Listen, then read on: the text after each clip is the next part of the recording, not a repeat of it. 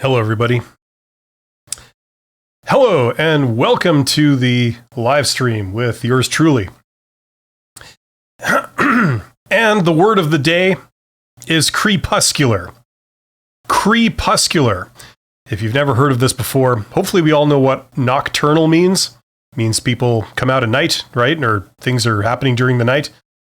Crepuscular means things are happening during the dusk and the dawn. The twilight, right? So now you can use that word around your friends and show them how smart you are. And I guarantee that they will think you're the coolest person they've ever seen. They'll say, "Oh my God, you're so awesome. You're so cool. Teach me." That's what they'll say. And we love your hair. They'll say that too. You can take it from me. I know these things.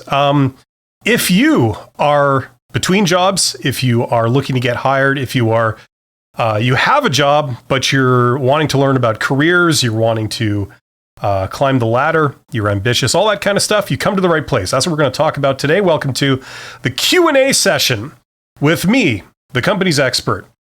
And this is my, I think, third week in a row doing it on Wednesday. And it's late for me right now in North America. Might not be late for other people around the world, but I'm glad you're here. You're awesome for being here. And if you have a question, write it in the chat. Hopefully you can see the chat. We're going to talk about that. I'm here to answer questions. So feel free. Now, while we're waiting for the first questions to come in, let me tell you something.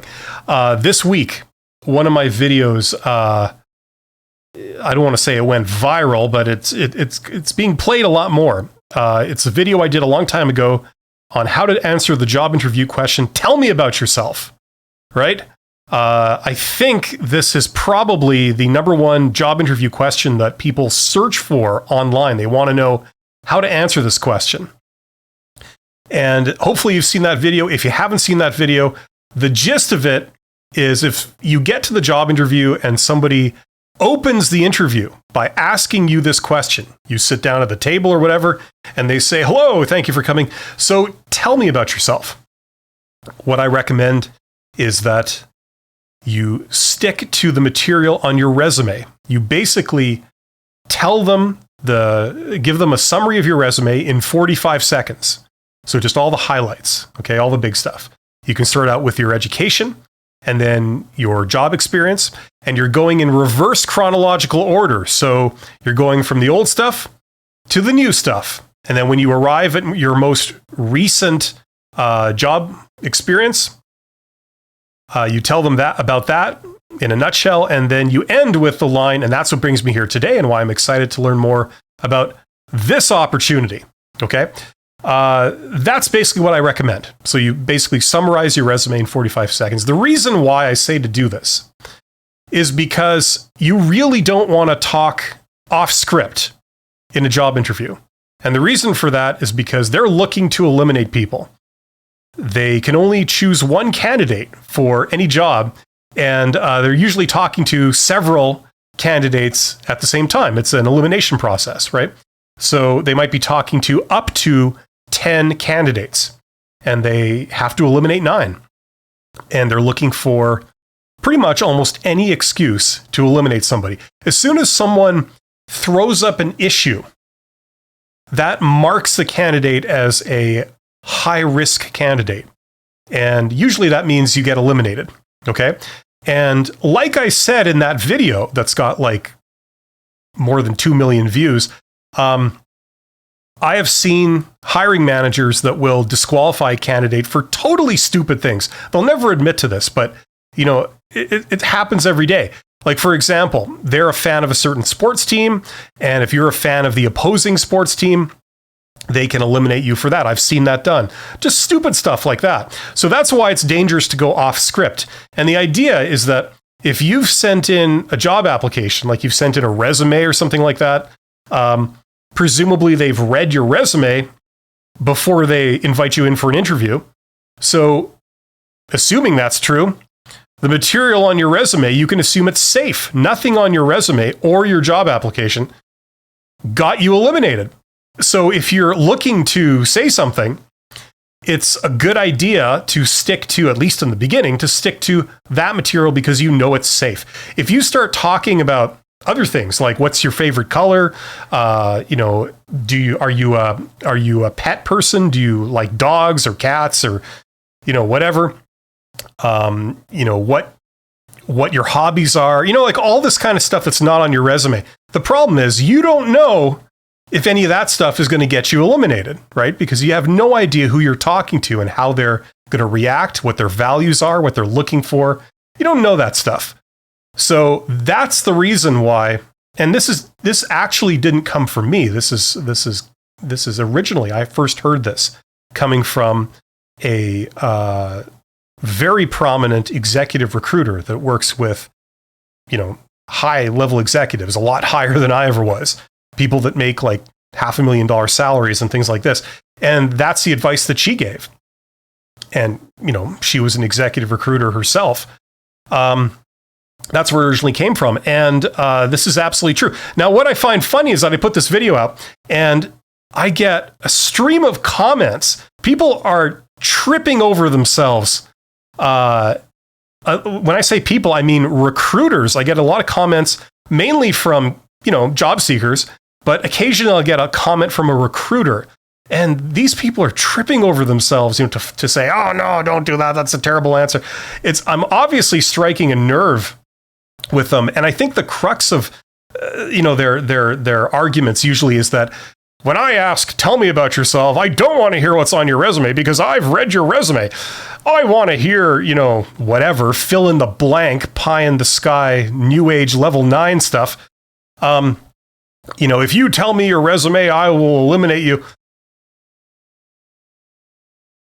It's hilarious. First of all, you guys, I see there's 22 people here. Thank you for being here. You guys are all awesome. You're trying to improve yourself. I'm going to get to questions in a second when I finish my long-winded story here.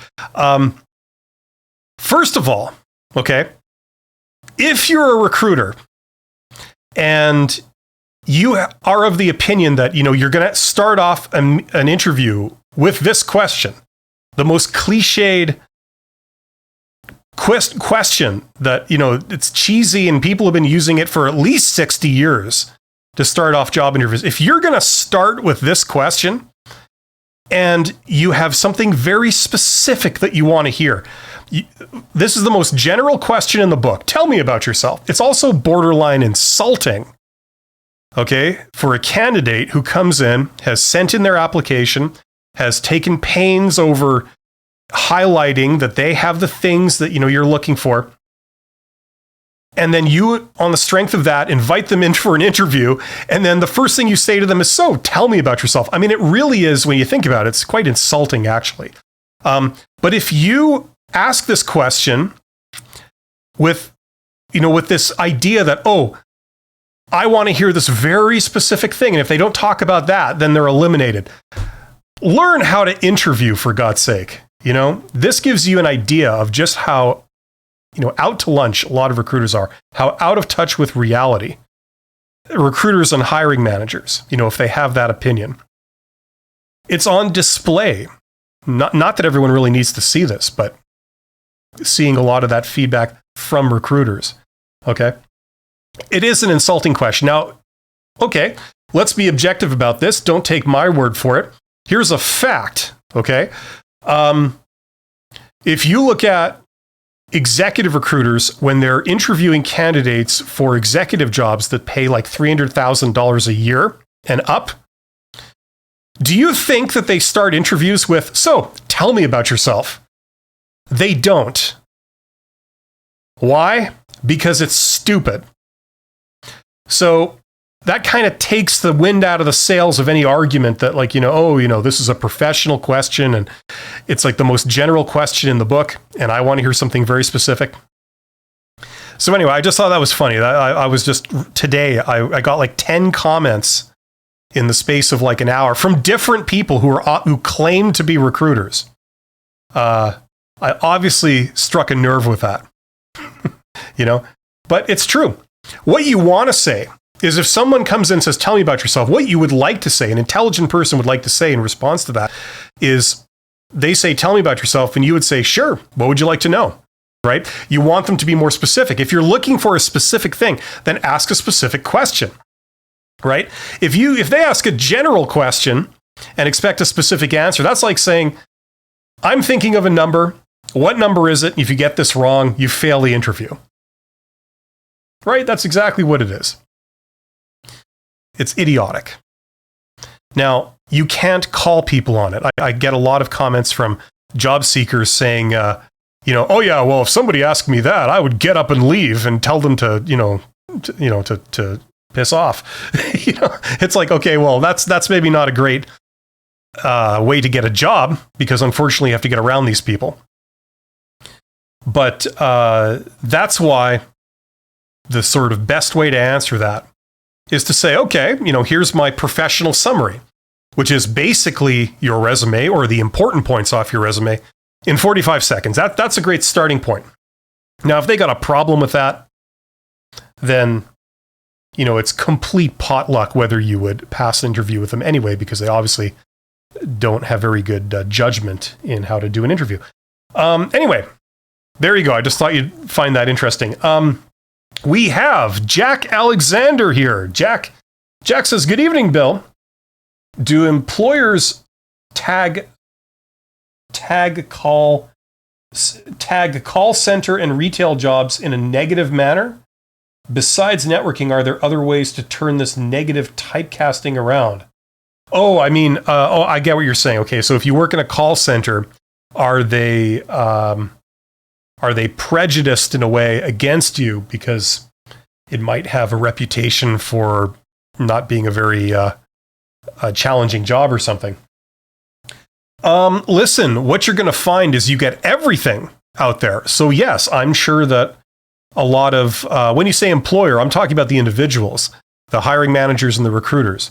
Yes, some of them will perceive having worked in a call center as a negative, like as not a very good example of job experience. However, others won't. Okay, that's the thing. This is what we see. You get things happening some of the time. Pretty much anything you can imagine happens some of the time. Okay, so the answer is yes, you do see that, but you shouldn't let that stop you, because a lot of other people won't, right? That's the thing. There's many different attitudes, many different worldviews when it comes to the value of candidates. Okay. If you had a hiring manager that themselves worked in a call center for 15 years and then moved from that to another role in another industry or something, and now they're in the position of interviewing candidates and making a decision, they probably won't regard it as a huge negative because that's what they have. Okay? So that's what I would say to that. Besides networking, are there other ways to turn this negative typecasting around? Well, just looking for people that aren't doing that negative typecasting. But if you guys know me, I mean, networking is, first of all, networking is a term that describes many, many different activities, right? But one of those activities, if not more, is usually a solution for practically everything in recruitment and selection, in hiring. Okay. It's Min. I remember Min. Welcome back, Min. Min says, good morning, sir. I'm writing in chat. Somehow it didn't appear on the screen. Okay. Well, I can see you. I can see what you're writing. So go ahead. Fran G says, can the hiring manager's ego be involved somehow in the hiring interview? Yes. I would say 90% of the hiring process with the hiring manager is about, well, if not ego, it's about their worldview and their value system. Okay, what I mean by that is if they look at a candidate, what did they place value on? If a candidate says, I have this educational qualification, sometimes the hiring manager will say, that's awesome. That's of great value.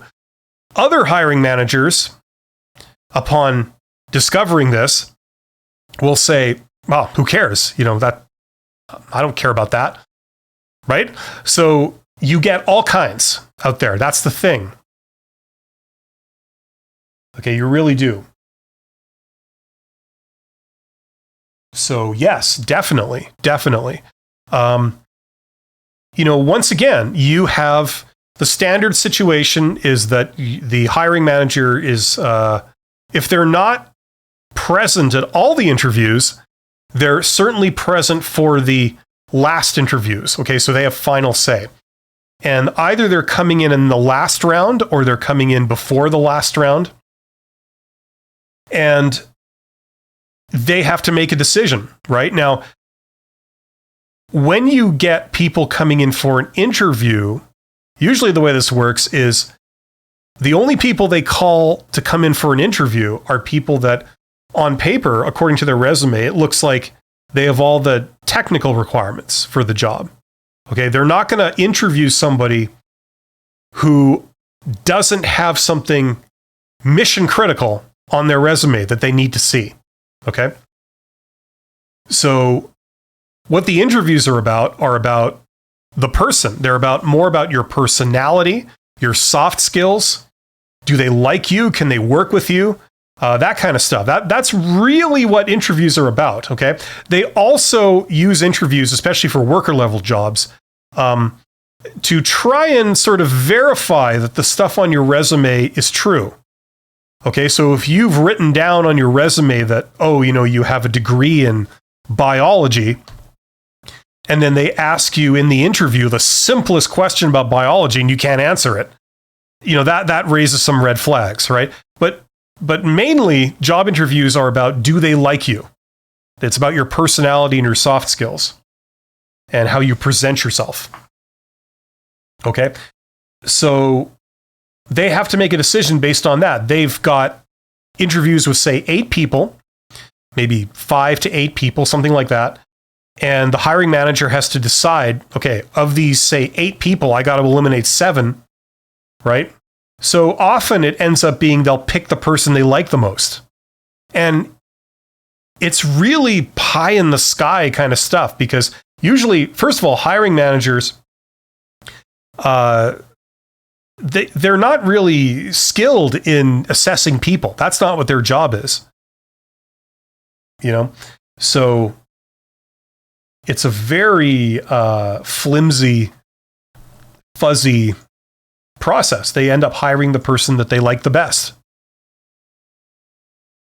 And depending on what person you have, that's the hiring manager, they're going to have completely different tastes. They're going to place value on different things. And that's usually how it goes. Christine, I recognize Christine. You've been here before. You're a veteran, a trooper. Congratulations. Hi, Bill. How are you doing? I'm doing great. It's late. It's late. I feel like my brain is a little tired, but that's okay. My mouth is still going strong, so I can do a live stream. Angela Davis says, I was told twice after I was hired that I interviewed the best of all the candidates. Now, listen, not to take anything that these people say to you verbally as true, right? Like, you got to take everything that they say with a grain of salt, especially when they're talking about, how you did or how they assess people, okay? They will never show their hand. And it's not impossible, but it's rare, especially for worker level, lower level positions, for them to really be honest when it comes to giving feedback. Okay, Angela continues, I was prepared with notes, plus I practiced and timed my answers. Okay, so you put in some time. Thank you. Your content is truly valuable. So did you get the job? Oh, I was twice after I was hired. Okay, excellent. Congratulations. So your hard work paid off. And you're demonstrating right there that, usually the way you get out of this situation is practice, is preparing. right? There's some people that just wing job interviews, and I'm not going to say it doesn't work. I mean, everything works some of the time, but usually you get the much better chance of success if you put in the work. So excellent job, Angela. And thank you for saying so. Gagan Sharma, I was hired for Netherlands location. Okay, so in the Netherlands. I never really know what that country is called. It's called Holland. It's called the Netherlands. It's called the Low Countries. But yeah, so I was hired for the Netherlands location, but the company, closed that position and offered me India location. How to renegotiate salary because initial offer salary was based on Netherlands location. Well, listen, what I think you're asking is how to phrase your request for them to give you whatever salary that you wanted or you want. But the real way to do it is it's not in how you phrase a request. Okay? It's, like I've said before on these live chats, it's getting more options. Go and get a second job offer if you can, or go apply to a bunch of places and have a bunch of interviews lined up at the very least. Okay? So then when you communicate to them, look, I'm sorry, but I'm going to need this salary. And if they say no, then you say, okay, well, thank you very much for your time. I'll get back to you. Meaning, of course, I'll never get back to you. Right? And that's how you can operate because you have other options, right? That's how you negotiate. Now, if they're just not going to pay you the money you want under any circumstances, then that is revealed, right? But if it's a bluff, okay, and they're bluffing, thinking that you'll say yes to the lower salary, but they really still want you, okay, it'll call their bluff. And if it's a bluff, then they'll go, wait. Okay. Maybe we can work something out. Come back. Let's talk about this.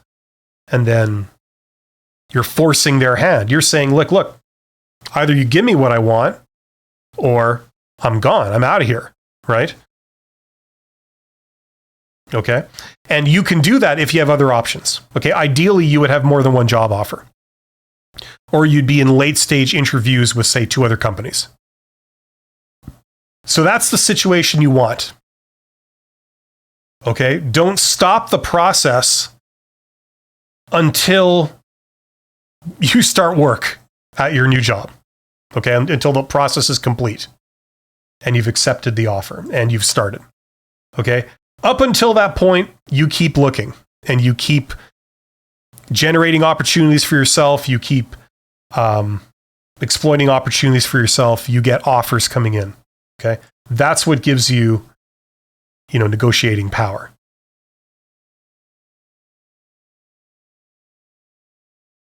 Okay. Yeah, Christine. I should do that more often. Just go. Okay. Lion. And you got a picture of a lion. Awesome. Be a lion. Lion says, I have a resume that attracts attention, but I haven't worked for some years now. I've mentioned that I studied during that time, but I'm losing against others with continuous work. What can I do about it? Well, try and get a job through networking. That'll instantly eliminate that disadvantage. Okay, and what I mean by that, I've got to clarify this because when a lot of young people hear me say networking, they always think like you've got to go to events and like a wine and cheese party with all these other people and make small talk, chit chat, right? That's like that's what they do in the movies, right? No, that's what I'm no. Blah, blah, blah, blah, blah. You see, I can still talk tonight. That's not what I'm talking about at all. What I mean is you proactively go out and contact a bunch of hiring managers, not recruiters, hiring managers. You don't know if that company is hiring or not. What you do know is that that company is in your industry, and it's a company where you could be employed. Like it's local, or, if you do remote work, it's a place that does the type of remote work that you could do for them. Okay. And you contact them proactively and you say, look, I'm here. I'm alive. I do this. I'm awesome at this. I know you guys do this. If ever you're looking, let me know. That's the simplest form of networking. Okay. You don't have to talk to a single person on the phone. You don't have to talk to a single person in person. You don't have to leave your desk at home to do this. You could do it all on the computer. I think in theory, you could do it on your smartphone. I've never tried doing this purely on a smartphone, but I'm sure you can. Right?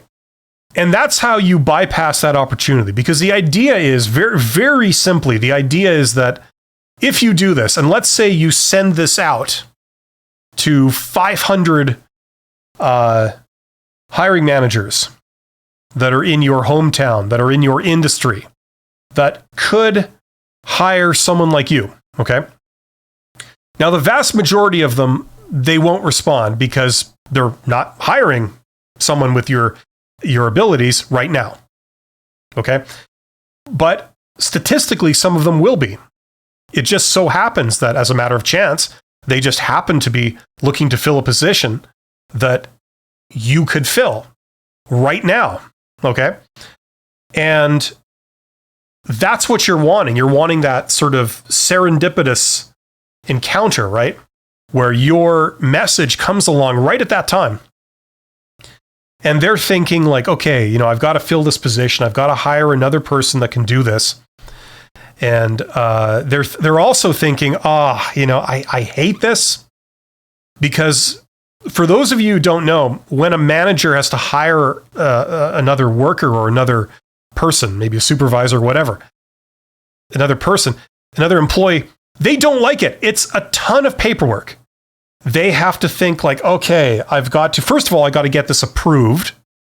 I'd like to put in a request for me to hire another employee for my work group or my department.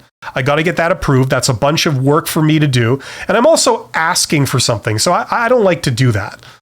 Then, assuming that, the approval comes in, then I've got to think of like, okay, I got to write a job description basically, or I have to dictate it to my local HR rep.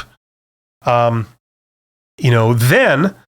I have to allocate money from my budget for them to do a job search, to publish this job posting, get it put on the website, get it put out in the wild. Okay. And then this is going to need a bunch of filtering. So I've then got to essentially allocate resources to either myself or some kind of HR rep, a recruiter, internal or external, for them to then filter, like get a bunch of applications, put a deadline in, filter the applications, and organize interviews. Then I've got to make myself available for job interviews. I've got to go to 2 rounds of interviews, and I have to sit in all these. I'm trying to do my day job, and then I got to also deal with this, right? I've got to talk to an HR rep. I got to describe exactly what I want. They're going to ask me 1,000 questions. I have to provide answers and think through all these details that I haven't thought through, right? So this is a hell of a lot of work. It takes a lot of time, a lot of resources. So that's what the hiring manager is thinking. Okay, if they need to hire someone, they're thinking, oh crap, I got to go through all this. Wouldn't it be great if I could just snap my fingers and just the perfect candidate shows up? They're qualified. I like them. I know that they're a good person. They're not crazy. They're not fraudulent. You know what I mean? Like they're qualified. Wouldn't it be great if I could just snap my fingers and that person shows up and then I don't have to go through any of that process? The only thing we would have to do then is do all the background checks and reference checks and that, like all the due diligence stuff, and then get them onboarded, which is a lot less work. Okay? So this is why networking works, or at least this version of it that I'm talking about.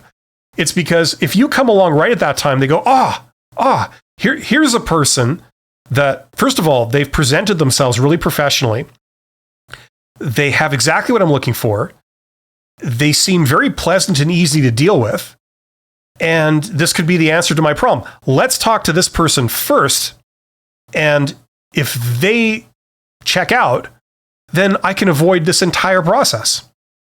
Right? Now, some people are going to invariably point out that in larger organizations or in government and stuff, there's some extra hoops to jump through. You can't always do this. But 15% of people work in those organizations. 15. 85% of people work in smaller companies where you can do this. You're not in government. You're out in the private sector. And the company has maybe 50 employees. They don't have rules where you must go through this really detailed, intensive process that involves 15 people. They don't have that. You can just go ahead and do this. Okay, so anyway, so that's how that works. So this is the solution to a lot of problems. The other thing is that when you do this, they're hiring you based on the skills you've demonstrated. First of all, you've taken the initiative to do this. None of the other candidates took the trouble to do this. They're speaking to you. You're the only candidate they've had an interaction with. So if there were other candidates, you jump to the top of the list. Secondly, if you do this right and it just works out, they haven't posted any job yet. That's the thing. So there are no other candidates. You're competing with nobody. The only question is, do they want to give you a shot, or do they just want to automatically go through that labor-intensive standard process of posting the job and then selecting a candidate? That's the only thing that's relevant there, okay? So I could go on. There's a lot to this, but that's the gist of it, okay? I described that from beginning to end, by the way, in my course. There's a course at the bottom of the screen somewhere there. God, that's so unergonomic for me to point like this. Anyway, if you're interested, if you want to see the whole meal deal all played out with all the options of how you could do, there's many other things you could do too. But this is how people increasingly use this method as you climb the ladder, essentially. And when you get to the executive level, 90% of jobs are filled this way, not by posting it publicly.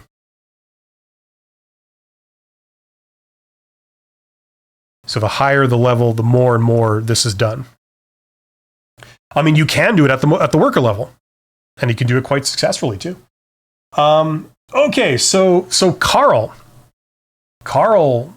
Same, if I'm saying that right. Carl says, I'm trying to go through a career change. Any advice on how to make a resume more appealing to a potential employer when your work history isn't always totally relevant to the position? Well, listen, if you're doing a career change, by definition, your resume, your work experience will not be relevant to the jobs for which you're applying, right? That by definition, because all the work experience you have is in your first career, and now you're trying to apply for a job in your second career. So if you go through a recruiter, 99% of the time, it won't work, because recruiters usually, there are some very sophisticated recruiters out there, but over 90% of them are not sophisticated at all. It's an entry-level job in HR to be a recruiter. And they don't know they don't know what skills you need to do what job. They don't. They're not trained in that stuff. They're trained in HR. They're not trained in like the job that they're hiring for. Okay, so their unit of measurement is usually years of experience. So the first question out of their mouths when you apply for a job is going to be, how many years of experience do you have in this job? And in your case, it's going to be 0 because you're changing careers. So usually that will just end the process. They'll say, well, I'm sorry, you have no experience in this job, so we don't feel that you could be qualified, right? So not to sound like a broken record or anything, but the way people change careers is they do networking. You don't get hired on your resume. You get hired on your initiative, that you reached out, how you presented yourself, and essentially the pitch you made. Okay? If you can present yourself in a very professional, very confidence-inspiring way, then that usually can work wonders. And like I said a minute ago, the great thing about networking is that if you're the only person that's had, interaction with these people, they've met you or they've interacted with you, already your resume jumps to the top of the pile, as it were, right? Because you have an advantage over every other candidate. Every other candidate is a stranger except for you. They've dealt with you.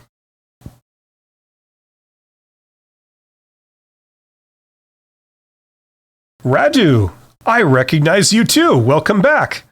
You guys obviously have amazing taste that you keep coming back. Congratulations. I didn't know you had such amazing taste. Radu says, hello, Bill. It is good to see you live again. It's good to see you too. Thank you so much for joining us tonight. And I will help you if I can.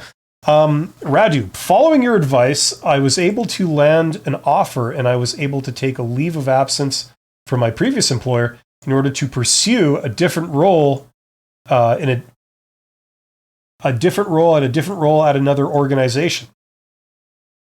Well, good. Great. I cannot thank you enough. Well, thank you, Radu, for saying so. And listen, you did it yourself. You should be very proud of what you've accomplished. You obviously kicked ass. So way to go. That's the thing, just for everybody, I know from experience and I know from talking to a lot of job seekers, when you're between jobs or when you're, making a transition, it feels like the end of the world sometimes. It feels like everything's bleak, everything's depressing, it looks really bad, but that's an illusion, okay? It feels that way until it's over and then you feel elated. You feel on top of the world. All of a sudden, you don't have such a problem with self-confidence and self-esteem and all that kind of stuff. Depression. You feel good about yourself again. Your faith in humanity is at least somewhat restored. That really is how it goes. So just try and keep that in mind. I know that's easier said than done. By the way, I want to give a shout out to all my channel members. You guys are awesome. Thank you for being here. I know a couple of you guys are here tonight. And thank you so much for being members of my channel. If you are not a member of my channel, like it says up there, you can join. It's like $5 a month or something. And you get extra videos from me. You also get priority in me answering your questions and things like that. So way to go. And also my Patreons from Patreon. You guys are awesome too. Thank you so much. Okay, DJ Pretty and Fun. Oh, there we go. So that kind of says, you kind of know your stuff, but you're also here to party. That's awesome. Glad to be here. Want to ask, what is the best way to have a resume that is attractive without it showing I job jumped? I'm so embarrassed that I have job jumped because of several reasons. Well, listen, it kind of depends what we're talking about here. If you've had like 20 jobs in a row where you lasted 2 weeks, that's one thing. If you were working in, say, 3 places, one place was for 2 years, another place was for 2 years, and the third place was for a month, I don't think that's really the end of the world. If worse comes to worse and you were only there for like a very short amount of time, you can just leave it off. If you're really worried about it. Like once again, this is the kind of crap that recruiters are concerned about, right? And like 5 years ago, this was more of a problem. But certainly since 2020, when the pandemic came and disrupted everybody, there's been a lot of that. A lot of people are at jobs for like a very short amount of time. And if there's any question, you can just sidestep the whole issue. If they ask, what's all this about? If it's happened since 2020, you could just say pandemic, and just leave it at that. And then, if they probe for more, you say, well, just the pandemic's effect on the economy had an effect on this company. And, so they were looking to offload some people. And there you go. And usually, people are not going to probe for more and more information, right? And in any case, if they do, it's really none of their business. You're not really obligated to answer questions like that because it doesn't concern them, right? They want to know if you're qualified, and they're going to try and get you to reveal all kinds of dirt on yourself. So let's say hypothetically you were fired, okay? Let's just, for the sake of argument, let's say that's what you left, and you're sensitive about putting this on your resume because you're only there for a short amount of time. They're probably going to look at that and say, well, why? Like, what's this about? Why are you only there for the short amount of time? Why did you leave? Right? They're going to try and get you to say, oh, well, I was fired. I couldn't get along with my boss. No, they were a jerk.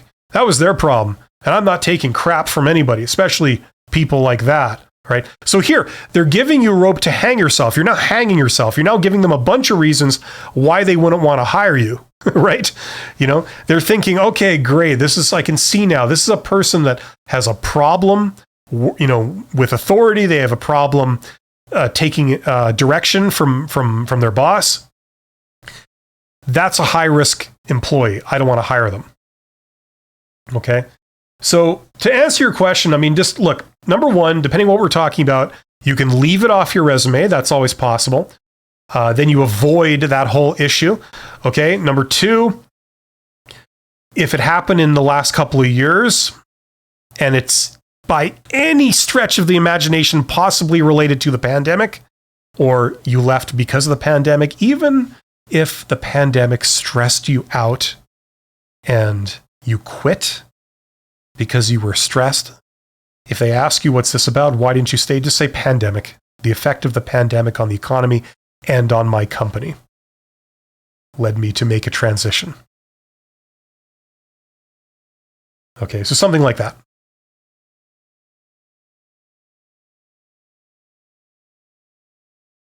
Thank you, Lion. That's an awesome name, by the way. Walk tall, be proud. Sai says, why the Salesforce job calls are, what? Less present? I'm sorry you lost me there. If you could rephrase that, I'll happy to answer. Gagan Sharma, I recognize you. Welcome back. During technical round, how to manage situation where you are evaluated based on secondary skill rather than major skill required for position. Well, welcome to the world of recruitment and selection, my friend. It's funny. A lot of people think that, they're looking for someone with a degree in this. I have a degree in this. They're looking for someone with 2 years experience in this. I have 2 years experience in that.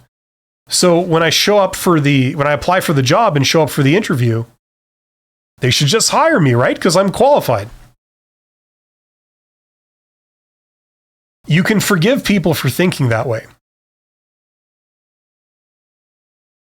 The problem is, if you look at it from their perspective, first of all, okay, like I said earlier, anybody called for an interview, the assumption is that they are qualified for the job. Usually, when you get a lot of applicants for a position, usually, not all the time, but usually, you get a whole bunch of people that are qualified. So then you start interviewing them. And of all those people that you could hire because all of them, any of them, could do the job.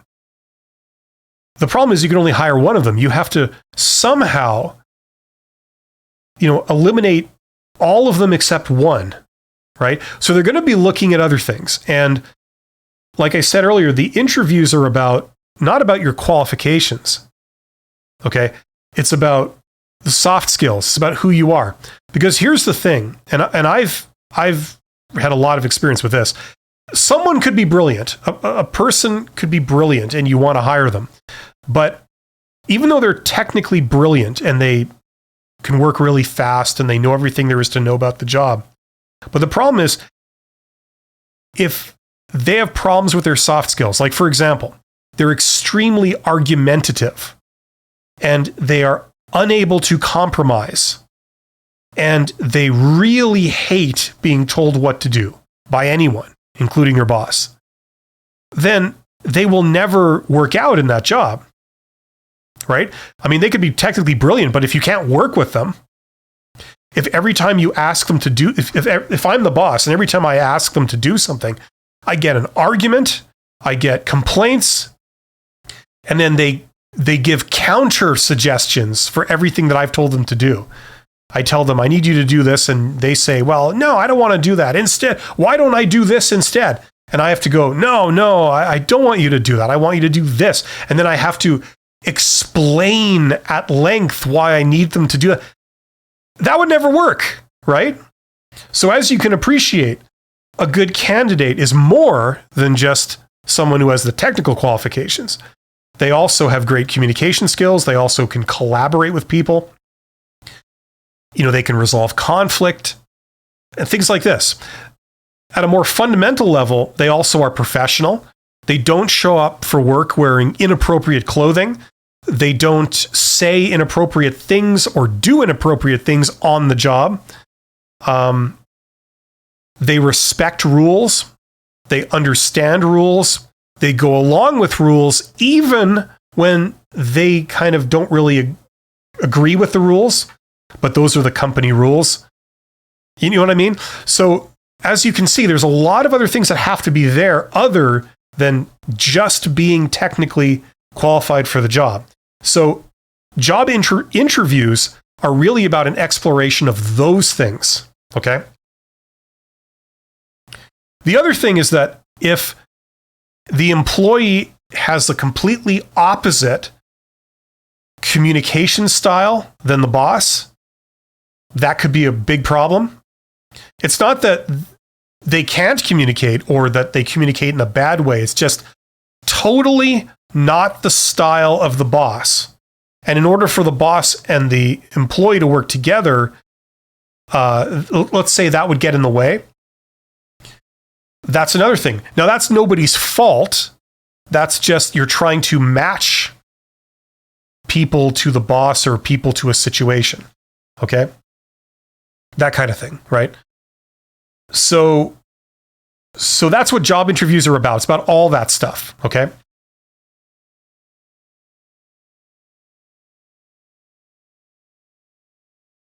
So yes, you are going to be, in your lingo, you are going to be evaluated based on secondary skills. That is exactly what job interviews are for. You're absolutely welcome, DJ Pretty and Fun.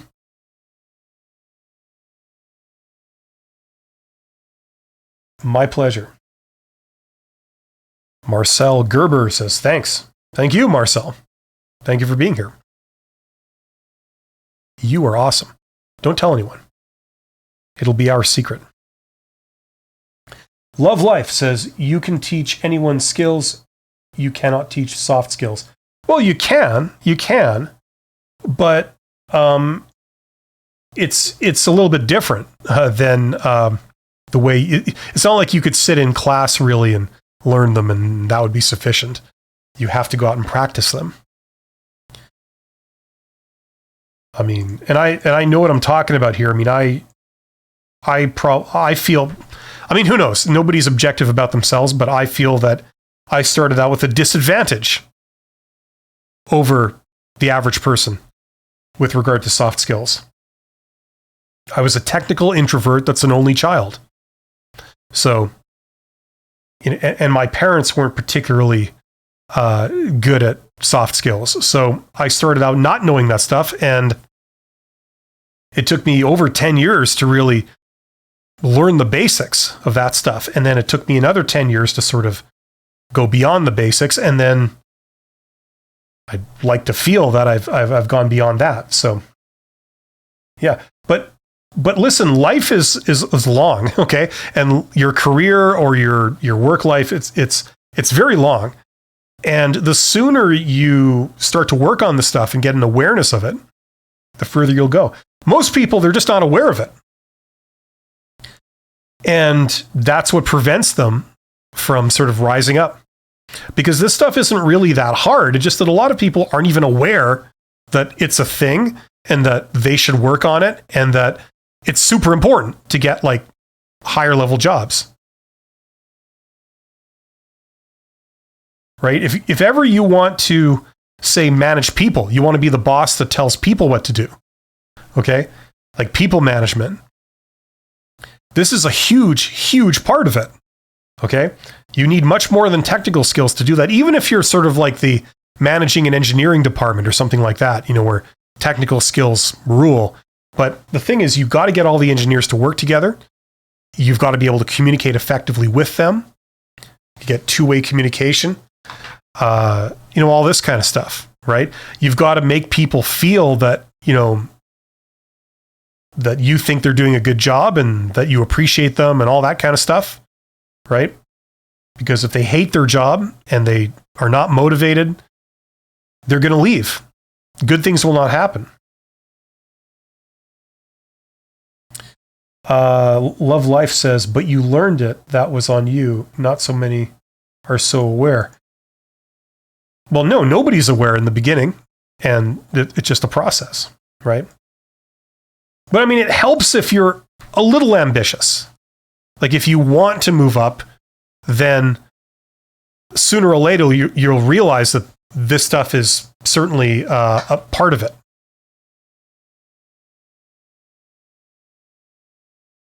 Levi says, I'm an introvert too.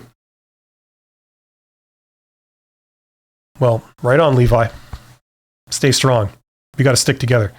I'm very technical and frank when I speak to others. How can I soften up or seem less rude to others?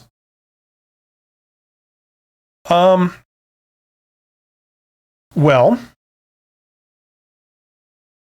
I don't know if there's like really how can you do it? You just need to realize certain things. First of all, here's probably a big tip right here, okay? Nobody likes being told you're wrong, okay? Nobody. None of us. I don't like that. You don't like that. Nobody here in the chat likes it. Nobody else out in the world likes that. Even when they're wrong, when they're completely wrong, and everyone knows it, they don't like to be told you're wrong. Okay? As soon as they hear you're wrong, what happens in their brain is they think, this person is my enemy. They don't believe in me. They are attacking me. They're making me feel bad. Right? Therefore, everything they say is not to be trusted. I can disregard everything they say because they're my enemy. Right? They're not on my side. I don't care if it's your parent. I don't care if it's your best friend. I don't care if it's your spouse. Everyone pretty much universally, every normal human being has this reaction. Okay? So the problem is, you might start off by thinking like, look, I'm a good person. I'm frank. I don't lie to people. I give it to them straight. Then everyone knows exactly what I'm feeling. I'm not saying one thing and doing another. I'm not two-faced to people. I keep it real, and this is a good thing. How can people improve if they don't know that there's a problem? Well, I tell them exactly what the problem is so that they can improve. You see how awesome I am at communicating? Now, all that could be perfectly true, but the problem is that you're forgetting that, or you're not realizing that, like humans are, unfortunately, we are emotional creatures, Uh, we just are. You know, I'm a technical person. I'm an introvert. This is one of the things I learned earlier on, like managing people. And, you know, when you tell someone they're wrong, it doesn't work. You know what I'm saying? This is the problem. So you have to sort of, I don't want to use the word pussyfoot around them, but you have to sort of handle it delicately, right? The other thing is that when you tell someone, you know, look, you're awesome. You know that thing you did, like just, you know, yesterday, whatever, you did this thing a certain way. You know, you went above and beyond to do it that way. That's awesome. You know, you're great at doing that. Keep that up, because I wish everyone did a good as job as you do. Way to go. You know, if you tell someone that, that also has an effect on them. They think, oh, well, thank you. I really like you. I think you're awesome. Right? That's our reaction too. We like people that make us feel good. Now, I know on the surface, this seems totally self-evident. It's so basic. But the thing is, how many times do you go through, say, a work day and your boss comes up to you and says, you know, I just want you to know that, you know, we really value you as an employee. You know, I don't have a lot of issues with you. You do really good work. You never complain. You know, way to go. Keep it up, because I wish all my employees were as good as you. You know, how often does that happen to you in your life? Right? Does that happen on a daily basis? If it does, let me know where you work, because I might transfer. But you know what I'm saying? Like that's the thing. So there's an emotional dimension to people, even if you're like an engineer, even if you're a software developer, you know, whatever, you're a technical person. You know, this stuff is important. And the first thing you learn at like managing people is you learn to do this. And you're not being fake. You're not being slimy. You just like go and pick something that someone actually does really well and go and tell them about it. Go and say, you know what? The way you do this, that's awesome. Way to go. Keep that up, because that is a great help to me. You know, I wish everyone did this way, but most people don't do it this way, but you do it that way. You know, way to go. You know, and that will make someone want to do an incredible job for you. And it'll reinforce the good habits, you know, and you're not being fake. You're just saying something that's true. Right? So my point is that this stuff is important, okay? And if you practice this kind of stuff, you'll see it has an effect. Okay? If you're an introvert, you're a technical person, maybe you try and network and it doesn't really turn out great. You try incorporating some of these principles and you get all of a sudden things start happening.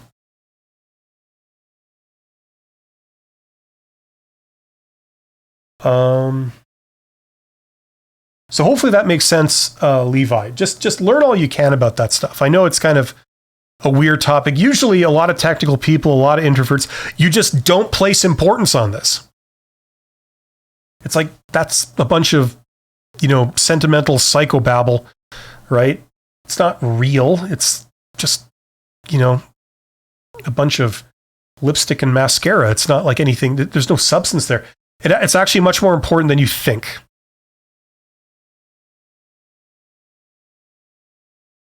And, you know, what we're talking about here is getting a job, right? A lot of times, some people fail interviews or they don't get chosen because of stupid crap like this. They walked into the interview, they didn't have a smile on their face. Something silly like that. They talked to one candidate, and then the candidate's sitting there like this the whole time, you know, and then they ask a question, you know, so tell me about yourself. And the candidate goes, what do you want to know? You know, and then they talk to the next candidate who might not have as much work experience, but they're like, sure, yeah. What would you like to know? Thank you so much for having me here. You know, I'm just glad to be here. You know, I know you guys do all this great work, and I think it's really exciting. So listen, ask me anything. Right? Already, they want to hire that person. Okay?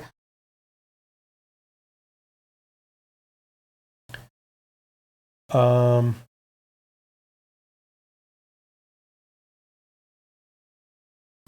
LOL, soft skills you cannot teach. The person needs to acknowledge it and work on it. Yeah. I mean, you can, I don't know if you call what I'm doing now teaching it, but like I'm sort of talking about it, and you can go online, you can learn this stuff, but the best thing is practice, or just observation too. When people contact you, what turns you off? What did they do that was a turnoff? What was missing that you needed to have in there for you to give them what they wanted? Right? Like another thing, listen, let's talk about this just a little bit more. For example, you get an email, okay? You get like a spam email or something.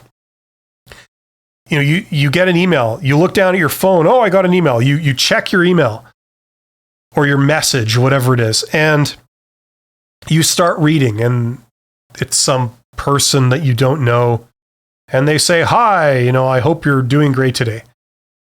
And then they immediately start talking about themselves. I represent a company that, we help people to improve this and blah, blah, blah. And, we've helped 1 million people so far. And, we'd like to, we offer this and this and this and this and this. And, if you can pay this way and blah, like that's a turnoff, right? Someone talking about themselves, that's a turnoff. This is another thing that maybe some introverts and technical people like myself might not yet realize. If you want people to like talking to you, go up and ask them about themselves.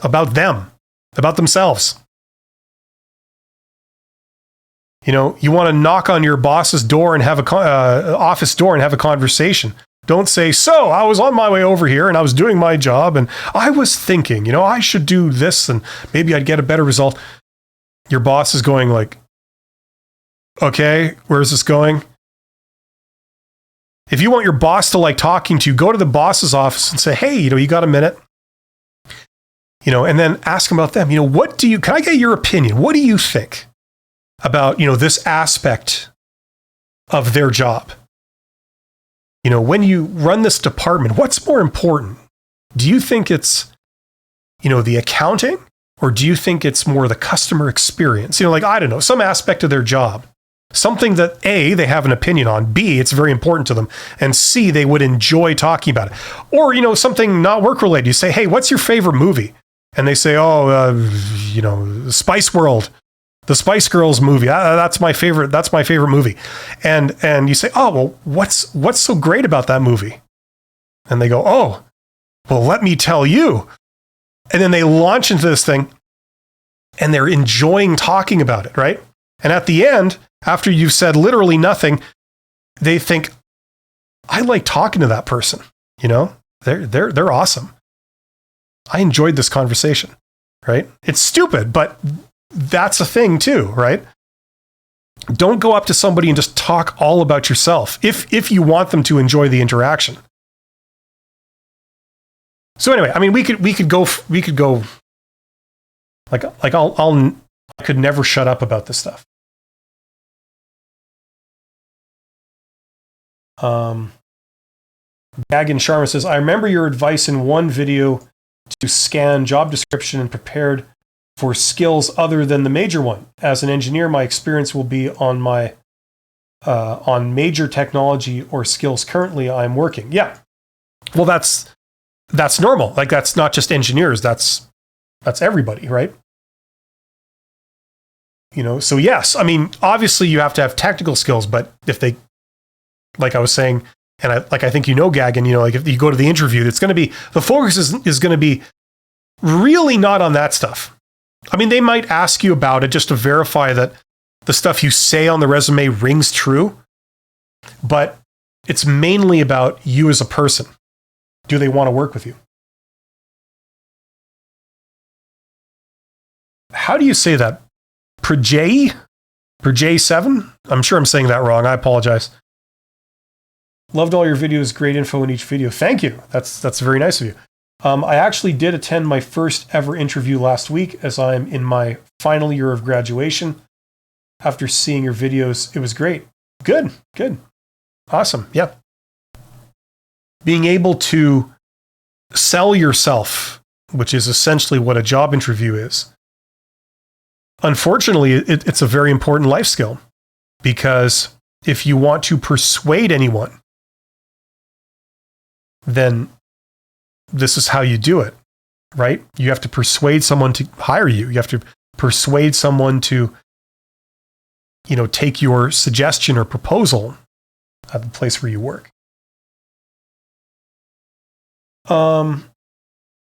Soul Septum 52.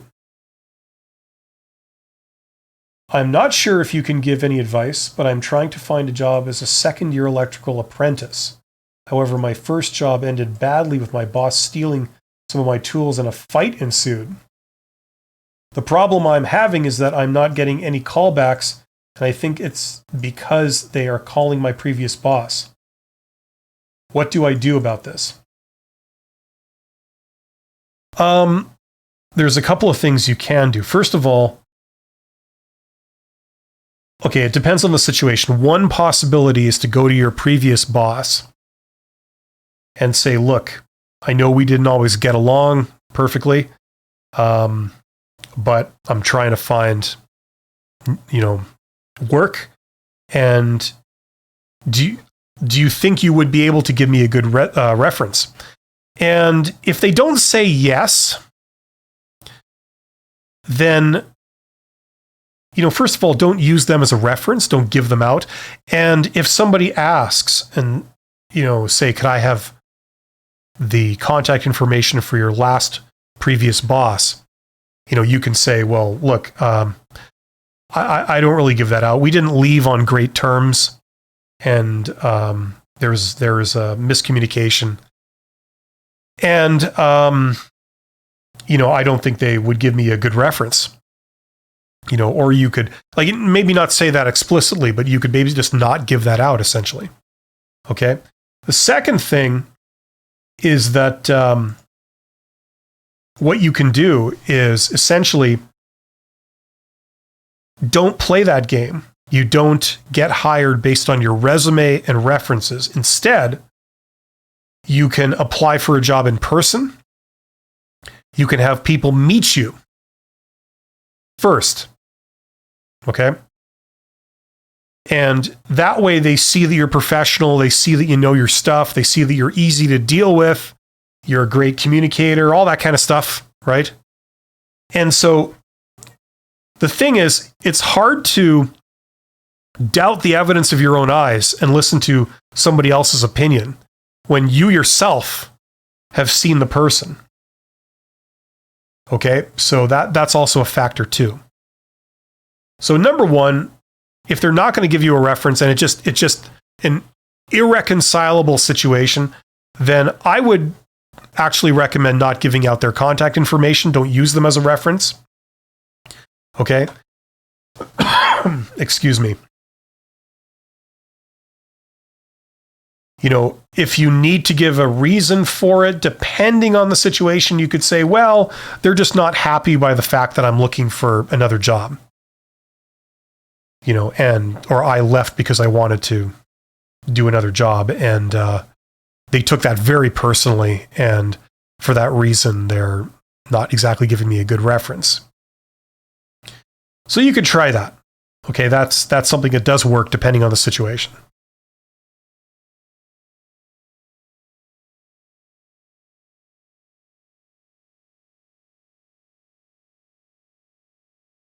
Yes, you spelled my name correctly. Good. I'm famous for getting everybody's name wrong. I bastardize everybody's name, the pronunciation of it, and stuff like that. I've done that so many times.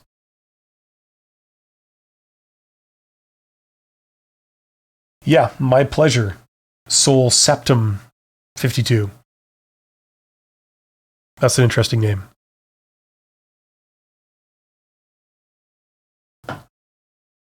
So, I just want to remind everyone that I have some courses. Those ones right down there. If you've seen the videos on my channel, I have a playlist called Get Hired. That's kind of the videos that talk about each of the job interview questions. But if you've seen those and you want more, then consider taking my course. Check that out. The link is in... You like that? Am I doing a good sales pitch? The link is in the description. It gives you basically everything that I would recommend in order, step by step, for how to get a job. It starts with how to discover jobs, because there's a hell of a lot more jobs than there are job postings. All the jobs that you see posted, that's something like literally 20% of all the jobs that are out there. You know, it's funny. I've heard people challenge that and say, no, there is no other jobs. It's like, it's funny because, you know, how do you react to criticism that you know to be a fact because you've done something, right? It's like if you've seen something done and then somebody tells you, no, surely that can't be done. It's impossible. You're like, no, it's true. You can't convince me that you're right because I've seen it done. I've done it. You know? And if you don't have to take my word for it, just go and do a little basic research and you'll see that it is true. Levi says, I'm having that same problem right now. Crazy situation. What problem is that, Levi? The deal with the previous boss? Yeah, like the first thing is, as I'd say, like the first thing you would do is see if you can reconcile it. Contact your previous boss. Call them up. Say like, listen, you got a minute? You know, like I said before, you know, I know we didn't leave on greatest terms, but I'm trying to find, you know, some work. I'm wondering if I could still use you as a resume. Do you think in all good conscience, you could give me a good reference? And see what they say. And if they say anything other than yes, then don't give out don't use them as a reference. You know, and then if you need to explain it, you say like, look, well, we didn't leave on great terms. You know, they took the fact that I was leaving very personally. And, you know, so I don't think any good would come of me giving you their contact information. But in order for that not to be a red flag, you'd have to give them other references. Like if that was your most recent job or your most recent boss, then you would have to give them previous bosses that all give you a good reference, right? Like if you can do that, then you can get away with it. Then they won't regard it as a red flag, right? And in the worst case scenario, you can just leave that off your resume. That whole job. If it's like some major problem. I know obviously that's not ideal, but I mean that does solve the problem. I'm about to attend my second interview in a core mechanical job in a few days. The company didn't mention about the job description, so any advice on how to prepare? So you're getting a second interview for a job that you haven't seen a job description, like you don't know what the job is? Well, if you don't know what the job is or what they're looking for, that might be hard to prepare for. You kind of need to know what you're preparing for. My advice would be to get the information on the job if you can. Say like, look, can you send me something? Like I need something. I need to know what I'm applying for. You know. Now, if they say no, we're not going to do that. That's a red flag. I mean, if they're not going to tell you anything about the job, but they want you to apply for it, that sounds fishy to me. Min says, thank you very much for helping us. I would like to meet you in the next live. Well,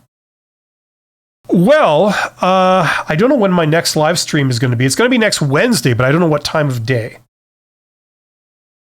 I've done this time slot 3 times. This is the 3rd time I've done this time slot. It's like 11 at night for me right now. This was an experiment. I may not do that next week. I might do it in the morning. So depending on where you are in the world, I don't know what time that would be, but it would be maybe 12 hours sooner than right now.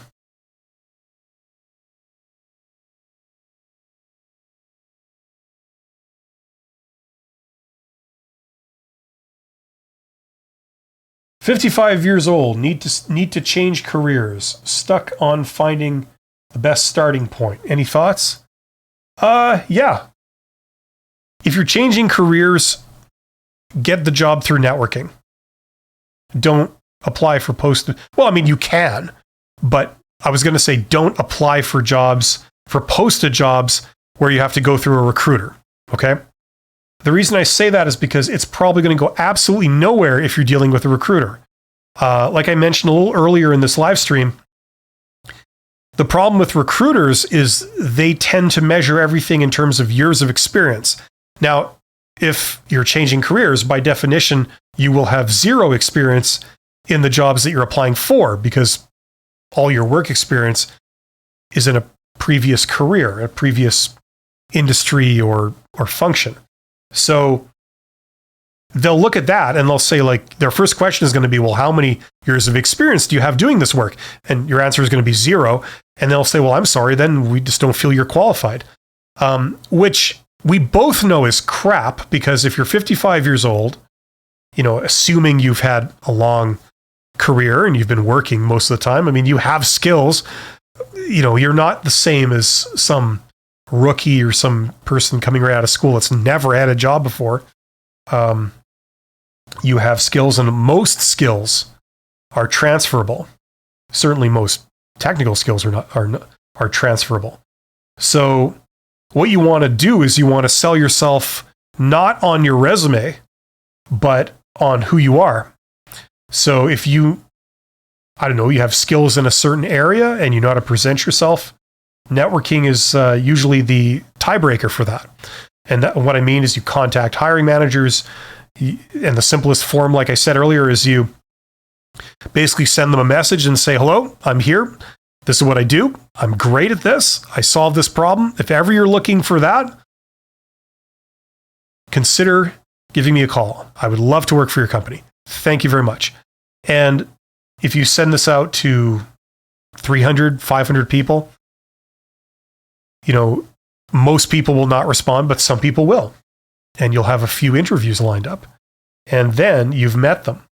And then they're impressed with, who you are as a person. You're professional, you know your stuff, you're helpful, and you've taken the initiative to interact with them proactively.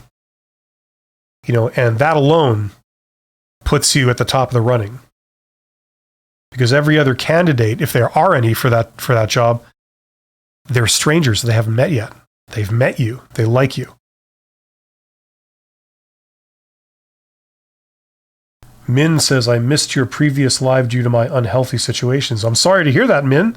Stay safe. You got to take care of yourself. That comes first. If you don't have your health, you don't have anything. And incidentally, that's why I have decided to be 1 million pounds and have this physique. It's paying off too. More mass means more authority. Levi says, my previous boss, first and only job, and I ended off really rough. Oh, okay. It was a startup company. Okay, say no more. And I only worked there for 6 months, so I don't really value my time there either way. Okay, so my assumption, startup company, is it's unprofessional. There's no real structure, and people don't know how to act. That would be my assumption. And just very amateur thing. I have mentored many startup founders. I've been in the startup space myself many years ago. So yeah, I know exactly how a lot of that stuff goes.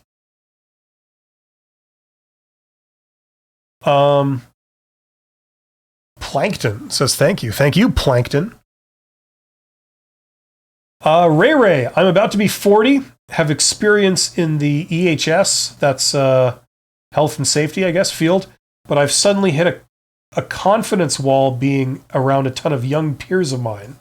I feel comfortable in my abilities, but feel the truth of these. Truth. Excuse me for one moment. Treath. Well, it's a town. Yeah, I've never heard. Oh, the threat, maybe. Is that what you're trying to say? Well, listen, what can I say? I mean, you just got to put these young whippersnappers in their place. That's just how it goes. And don't let them push you around. You're the boss. You're their elder and better. And don't be too afraid to make your presence felt. That's all I can say. I'm just kidding. Listen. Look, you're comparing apples to oranges here, okay? You're a little bit older, they're younger, okay? Now, all things being equal, they might have more energy than you, maybe a bit more passion than you, possibly. But you will have a lot more experience. You will actually understand how things work, unlike them. And even though you might not be as passionate about doing something or have as much energy, you can probably work a hell of a lot smarter than they can. You can also put things into context. So, I mean, it's apples and oranges, right? Now, if you're just surrounded by these people, you're going to feel like an outsider. That's just how it goes. And that can be a bit of an illusion. Okay? Now, I mean, going any further than that, it depends what field you're in and all this kind of stuff. But, that's the reality. Now, it depends. It doesn't matter what I think. It matters what the decision makers where you work think. Okay? So if your boss is someone that's 25 years old, okay, and you're like 50 or whatever, or 40, or about to be 40, right? It might be harder for them to see your value, right? If, on the other hand, your boss and their boss is like 60 years old, then they'll probably see your value a lot more, right? I mean, it depends on the person whose opinion matters, right? And one thing that you might have that they don't have, or might have less of, is just people skills. Right? When people are in their 20s, and I'm speaking from experience, you think you know it all, and you are ready to take on the world, and you don't give a crap about what anyone thinks. You're going to do it your way. And usually what happens is that once you hit 30, you have been smacked upside the head by the world. And you've realized that you don't know it all. And it does matter what people think. And so you start adapting to that. That's the sort of general cliche, the general pattern, right?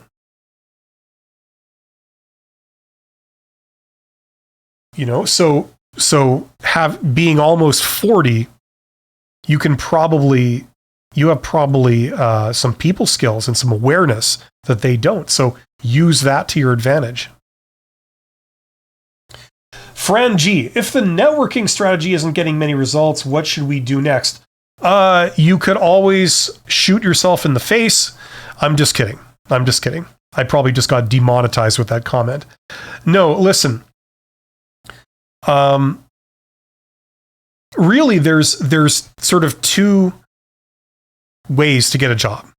Like, these are big umbrellas, right? There's what I would call the standard way, the HR way, standard approach, and then there's networking. Okay, the standard approach is where you're going through standard channels. Okay, so they post a job, you see the job posting, you apply for it, and they ask you to come in for an interview. You interview with a recruiter. It's a very controlled and artificial process, and then you wait for them to select you. And then once they select you, you get hired. Like, that's standard channels. Okay. That's how they hire a lot of worker levels, like people at the lowest level and the lowest couple of levels. Once you get to the mid-manager level and higher, they tend to not do that. That's where networking becomes by far the way that they hire someone. Okay. And networking is basically, you don't go through that standard process, you go around it. Okay? There's many, many ways of going around that process. Okay? On my channel, I have videos that explore some of the main ways you can do that. Right? So far in this live stream, I've described one. And I don't know if it has a name, but like I call it the direct approach. It's where you just find the hiring managers and you contact them proactively. And then you just sort of put out a thing saying, hire me. There's other ways too. There's many other ways. You could like set up informational interviews. You could show up in person and apply and get a job that way. You could go to networking events like association trade shows or industry events or all that kind of stuff. You could do it that way. There's many different things you can do. So there's many things under that umbrella. And if it's just not working at all, my assumption is that you're just not doing it correctly, or you're not doing it as well as you could be doing it.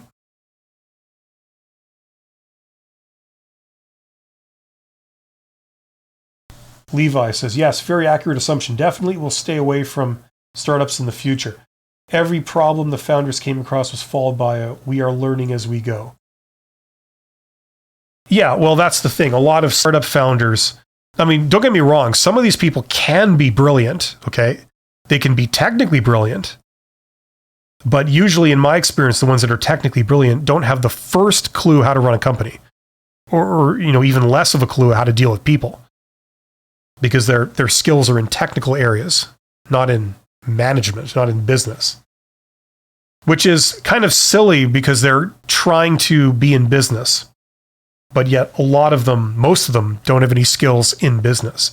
Not only are they in business, they're trying to take on pretty much the toughest challenge in all of business.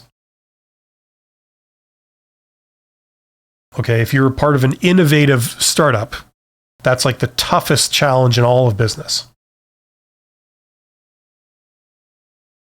Like running a plumbing company is 10,000 times easier than successfully starting an innovative startup. It can be done, but you just need a lot of different skills in a lot of different areas, and 99% of startup founders don't have those, or teams of founders, they don't have those. Ray, you don't have to apologize for anything. You are awesome. And thank you for being here, and thank you for participating, and hopefully you've gotten some value out of this. The more we learn, the better we end up, As you can tell, speaking is not, certainly speaking off the cuff when I'm tired is not my strong suit. I wasn't that kind of CEO. I was a small-time CEO. If you were to be a CEO of like a much bigger company, you'd have to have even better public speaking and public relations skills than I do.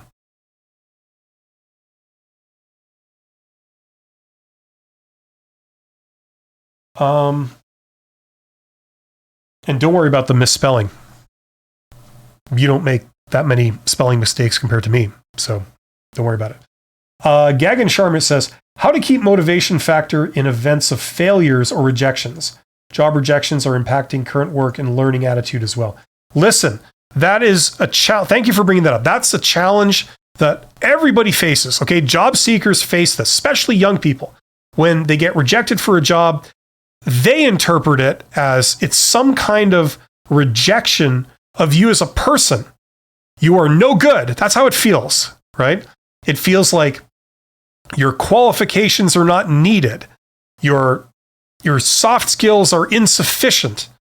The choices you've made in your life are the wrong ones. That's how it feels. It feels like a complete judgment of you as a person and as a professional in whatever industry you're in.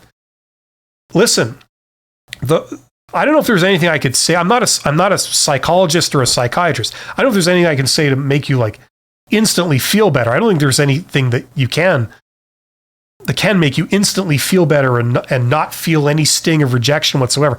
But just know this, okay? And you can verify this by the evidence of your own eyes and your own experience, okay?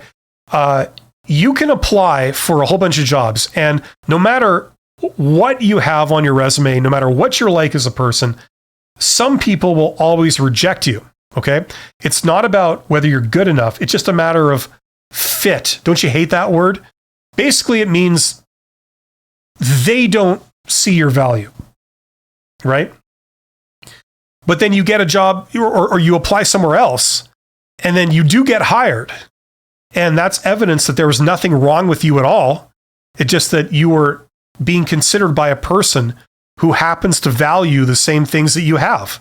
It's total random probability. Okay, it's statistical probability.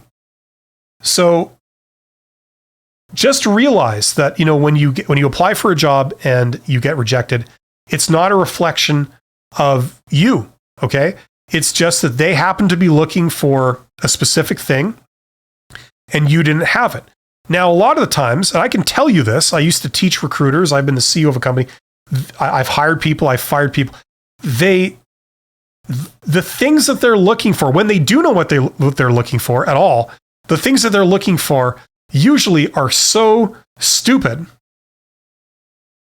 They're looking for all the wrong things.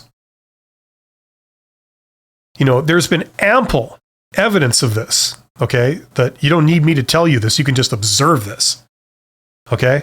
I mean, how many times have companies passed up a job seeker like you only for you to get hired a little bit later at another company, and you do far better at this company than you ever would have done in that first company that never hired you? They pay you more money. They believe in you. You get promoted. You rise up a lot quicker, right? Maybe that first company that didn't hire you, maybe they then go out of business. Okay? Which is proof positive they didn't know what the hell they were doing, right? So that's what this process is, okay? The way you win at this process is you create a lot of opportunities for yourself, okay? And you just keep pursuing opportunities. You don't stop that process while you're being considered by somebody. You keep going, okay? And you generate as many rolls of the dice as possible. It's like having to roll a 6 to win, right? Now, it's a random chance what the result is going to be, right? But the more times you roll the dice, obviously the increasing likelihood that you will roll a 6, right? So that's a big part of it. Okay? I mean, I could tell you stories of what people are actually looking for and what they got. And, it's so idiotic. And you think well, no wonder they didn't hire me. They were looking for this ridiculous thing. They ended up hiring someone that had that ridiculous thing. It totally blew up in their face. That person didn't last. It did a lot of damage to their operation, a lot of harm, when the whole time they would have been better off with someone like me, like you or the person, right? There's many, many examples of that. Probably each person here could tell a story, something along those lines.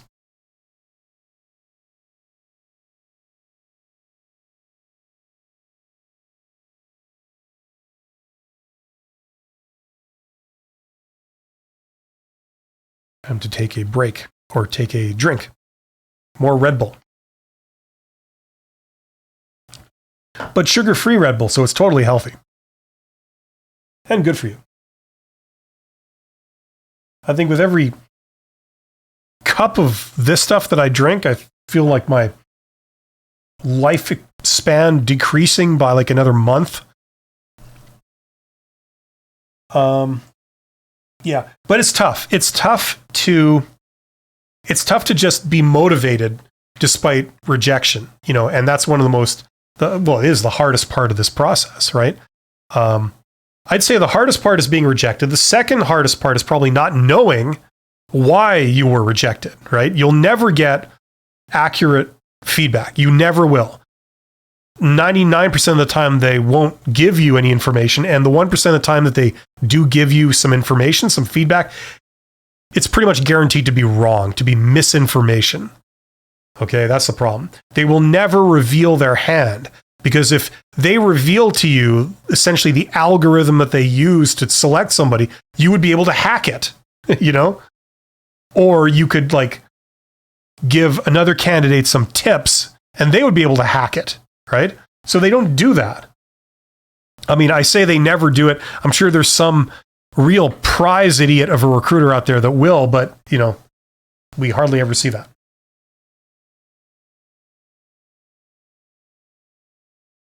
Thanks, Ray Ray. Levi says, thank you for the great insight. I can listen to you talking about random job searching quirks all day. Well, thank you, because I tend to speak, as you know, in these little choppy phrases, like a few words at a time, and it can get really tiresome to listen to after a while. Can I get a book recommendation on productivity? What do you mean? When you say productivity, what are you talking about? Because, I mean, technically, that would be operations management, right? Like, are you talking about productivity in a job search, or are you talking about more of like the motivational self-help kind of thing? You know, there's a lot of YouTube videos out there I've noticed that are like, you know, talking about productivity tips. And, you know, I've seen maybe one or two of those, and my impression is they always like give you the simplest, most basic part of common sense that you already knew, except they take 15 minutes to say it. That's just my opinion. Self-help. Listen, if I was going to make a book recommendation, I don't know if this counts as self-help, but you know, there's only one book that I really know that it's any good when it comes to that stuff, and that is Dale Carnegie's How to Win Friends and Influence People. Okay, so the title of that book, once again, is How to Win Friends and Influence People by Dale Carnegie. I did a video, like it was one of the first videos I ever did that was sort of like a mini review on that. If you bear with me, I'm just going to see if I can pull it up.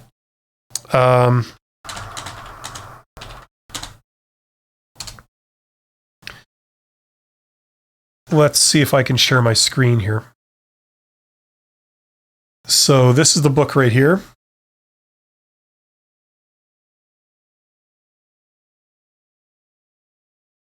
I don't know if I can really, but this one right here, How to Win Friends and Influence People by Dale Carnegie.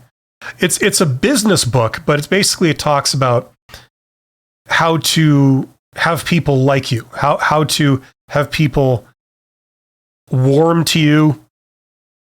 It's kind of like how to persuade them, how to influence them, not in a slimy way, but in a sort of genuine way.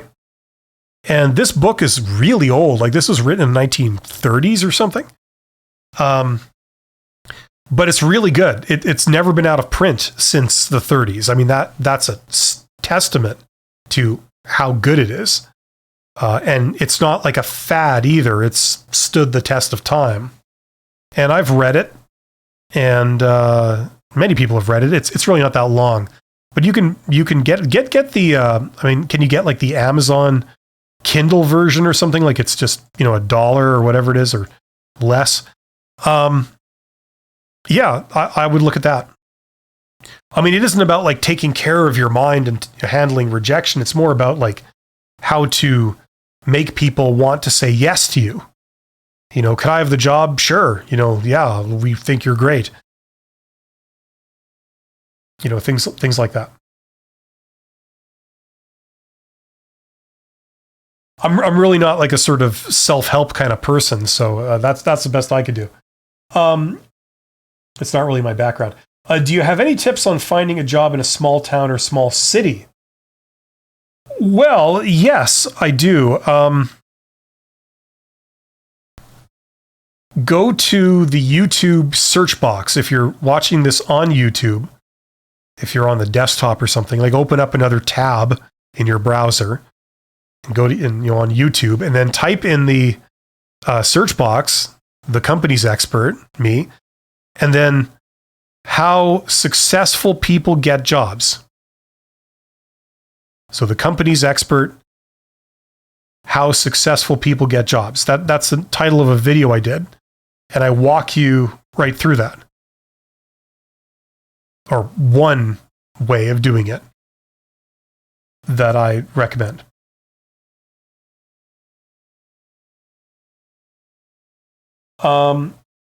If you watch that video, if you watch it once or twice, or it's only like 5 minutes or something, a little less, then come back if you have questions, then you could ask, and I'll get into it deeper.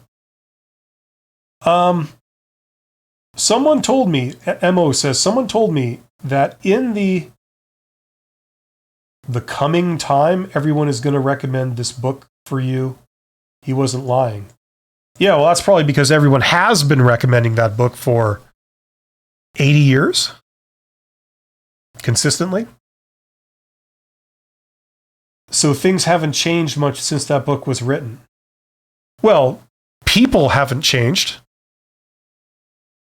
People haven't changed for at least 5,000 years. We still behave the same under the same conditions and stimulus. When people are nice to us, we tend to like them. When people are jerks to us, we tend to hate them. When people criticize us, we tend to take it personally. When people compliment us, we tend to warm to them and want them around more and believe what they say. Things like that. I mean, I'm not an expert on psychology or anything. I'm not a psychologist, but people haven't changed, right? And not that it really matters too much for this book, but I mean, business fundamentals haven't changed for 4,000 years. The principles of accounting, principles of marketing,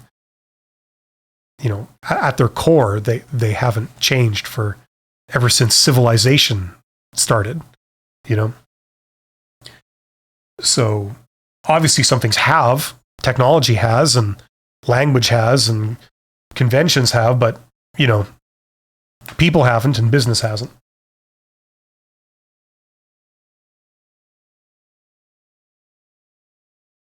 Yeah. So we're getting to the end of this. So I don't know if anyone has any last questions. There are still 37 people here. Thank you for being here. Don't forget to check out my course, Get Hired. Okay. Basically all the advice I would give in a how-to step-by-step process to get a job. Multiple ways of discovering opportunities, multiple ways of applying for those opportunities, and some general tips to do with interviews, resumes, all that kind of stuff. So check that out. Link in the description if you want to go deeper. And I also have this, my other course, the $100 MBA. Several people this week have bought it, which is weird because I haven't really been promoting it. I don't really have any videos that build up to it, really. But yeah, if you are interested in learning business for a variety of reasons, either you want to have your own side hustle or you want to make your own money, like I do, like many people do, where you're not actually an employee, you work for yourself. And, this is kind of the sort of 101 on how to do that. Now, if you were to take an MBA, a Master's of Business Administration in a university, it could be a couple of years. It could be, 5 figures in US dollars. And what this is this is a very special thing that I came up. It's an unaccredited MBA. There are many of those. But what this is basically it's a self-study thing. So you get the textbooks, the same textbooks that they use in places like Harvard in their MBA programs, and some of the top universities in the world. And you get the same books, and you can get these textbooks for actually very cheap. If you don't buy the absolute latest edition, you buy the one that's like 5 years old, and you could buy it for like $5 plus shipping, off Amazon, things like this. And you read those books yourself, and I guide you through it. So I give you a book list, and I guide you through the book, and I also give you some insights into it.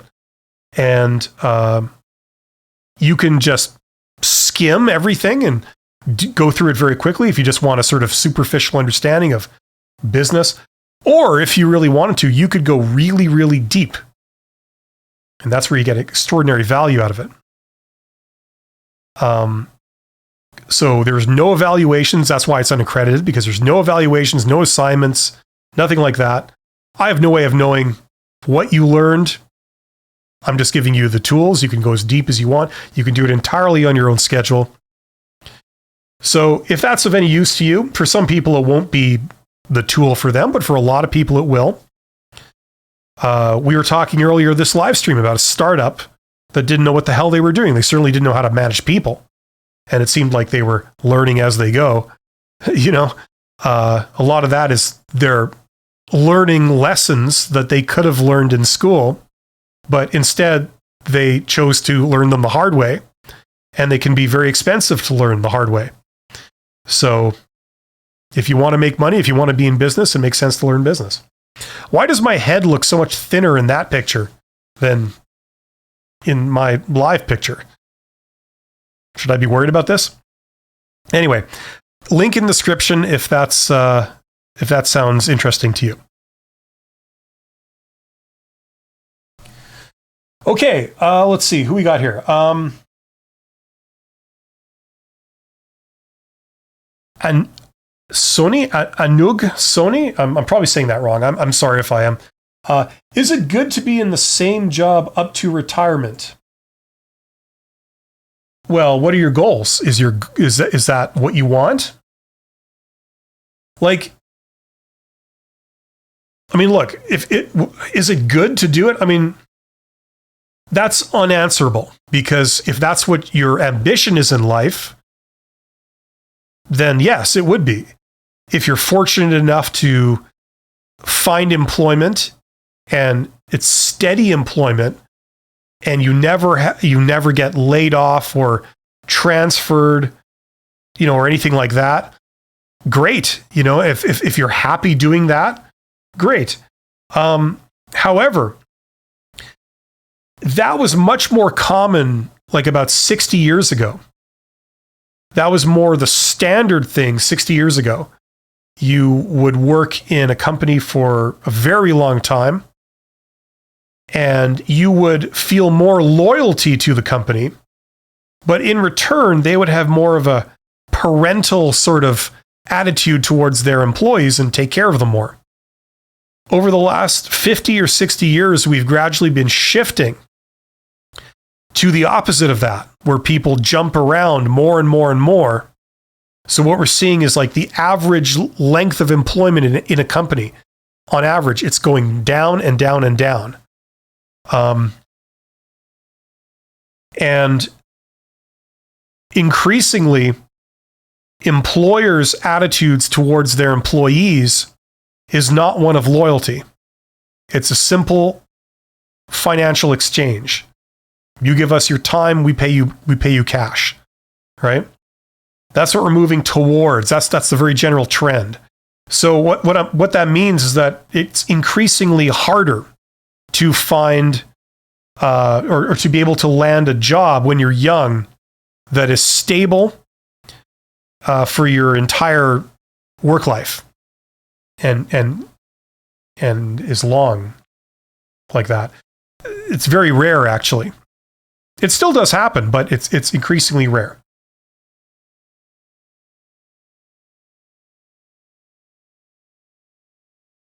Avito, does stammering or stuttering affect an interview as a negative, or is that discrimination? Anything that can be done? I think today discrimination is anything you want it to be. A common thing is that if someone doesn't get the job, the first thing that they say is, "Oh, you're discriminating against me." And the first thing a student does when they fail a test is, "Oh, you were just biased against me." I think that's becoming increasingly common. Listen, the reality is that certainly for jobs in the private sector, which is the vast majority of jobs, they cannot hire a candidate for any reason they want, really. I know officially that there's certain things that they can't do, but in reality, it's basically if you don't want to hire someone, at least in the Western countries, no one can force you to hire somebody that you really don't want to hire. Because at the end of the day, they could say, like, look, if you stutter, that's going to be a significant issue with doing this particular job. And nobody who is outside of your company or outside of your function can challenge you on that. How would they know? Right? The reality, though, is that for stuttering or stammering, if you haven't noticed, I've been doing that, all evening, and there's some people that will see that as a big problem. And obviously it's going to depend by industry and role, but there are some individuals that will just see that as a big negative. And there are other individuals that won't care at all. They might even see it as a positive. And anything that can be done, well, the number one thing that can be done is you can work on it. Right? It depends what you want to do. If you want to work in, say, public relations, where you have to talk to the public on behalf of the organization and represent it, and you have like a major stutter or stammer to the point where it is very disruptive and it really harms a lot of comprehension, then that's going to be a big issue, right? If you have to communicate verbally, and that's going to be a big issue, yes, that will affect some stuff. It's not the end of the world. There's ways that can be that can be accommodated for, and people are more sensitive to that now. But it depends on the function, right? So depending on what we're talking about, like how severe this is, and the nature of it, and what you're trying to do, the first thing to do would be to try and work on it yourself. If you overcome it, that would be the number one desirable outcome, rather than intentionally not trying to improve it and then focusing all your efforts on accommodation, right? If it's something that cannot be overcome and must be accommodated, then yeah, there's ways of achieving that too. It's just such a general thing. It's hard for me to really go on anything. Yep, in case of a major stutter, an online job might be preferred, but I'm taking more of an occasional. Yeah. There's ways around it. We can overcome our weaknesses. Levi says, is there an effective way to reach out to established high-level companies and ask for an internship? Yes, it's called networking. I talked about it twice so far in this live stream. I also talked about a video on my channel that tells you exactly pretty much how to do it. And the name of the video, you can find it by going to the YouTube search box and typing in the company's expert. So me, my channel, my number one channel. I have two channels. And the company's expert, and then you type in how successful people get jobs. That's the name of the video. So the company's expert, how successful people get jobs, tells you exactly what to do.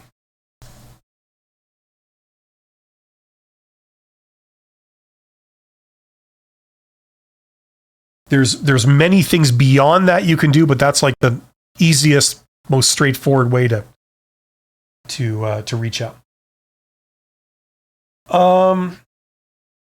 Abhishek says, my employer is going to terminate today because of poor performance. What should I speak in the meeting that they may release me based on my resignation, providing me relieving and experience letters? Sorry, you kind of lost me. They're terminating you, but you're also resigning. It sounds like you're saying they're doing an exit interview with you. I've done, I don't know how many exit interviews in my time. Listen, if they're terminating you, it's over. Like There's nothing you have to do. I mean, are you in India? There might be some local like laws in India with employment standards and labor laws there. I know there's some weird stuff that it differs from, say, United States and Canada and places like that. So I'm not familiar with all the employment standards there, but I mean, my thoughts are, I mean, if they're terminating you, it's over. You don't even have to do an exit interview if you don't want to. I mean, what are they going to do? Fire you? I mean, it's already over, right? Avito says, in case of major stutter, an online job might be preferred, but I'm talking more. Yeah, okay. What is better in today's world? Bachelor's in engineering and then master's in engineering, or switch up for a master's in engineering management?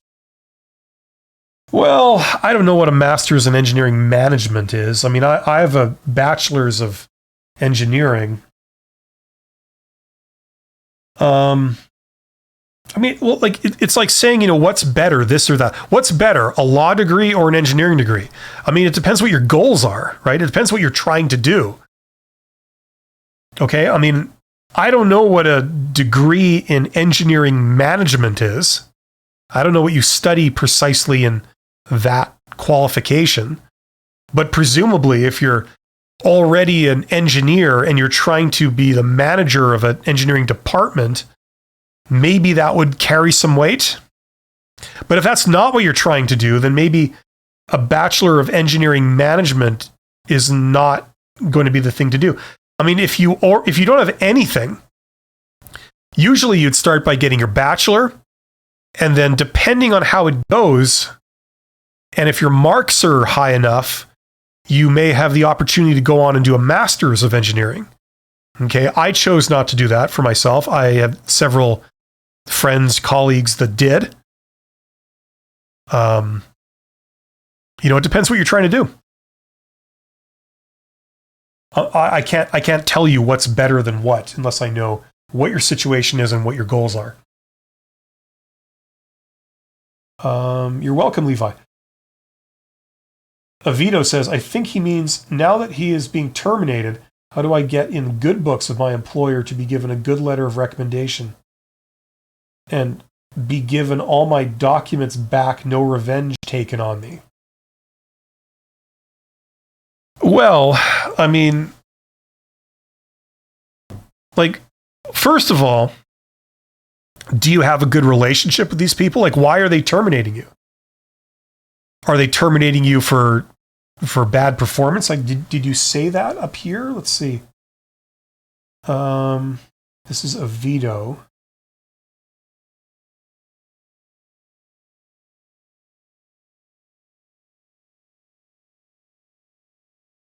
Because of poor performance. Listen, I mean, if they're terminating you because of poor performance, I don't think you're going to get, like, isn't it a contradiction that they would write you a good letter of recommendation? If that's what you're asking. It seems like a contradiction. It seems like if they've decided that you're an underperforming employee to the point where they're terminating you, I don't think you're going to be able to get a good letter of resignation, or a letter of recommendation, I should say, out of it.